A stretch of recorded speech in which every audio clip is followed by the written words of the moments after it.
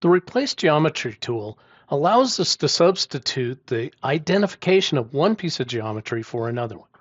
So currently this piece of geometry here is named Mainline and has an ID of 1663. Now this geometry has various things on it. It's got a corridor here that's hanging off of it. There's another piece of geometry ruled off of it here. And there could be many other things related to it coming from other models or references that I'm not even aware of. What the Replace Geometry tool does is it allows us to say, I don't want that to be Mainline anymore. I want some other geometry too. So this one here, which is currently Geom BL3 and ID 1569, I want that to take on the identification and the number of Mainline. So anything that's ruled to it, using it in any way, shape, or form will now look at this geometry.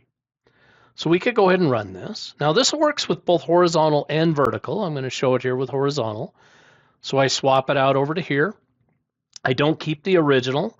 So all that I've ended up with is one piece of geometry here, and that piece of geometry is what was identified as Mainline or element ID 1663. So no matter what the software is using out there that's referencing this, it's now going to find this piece of geometry.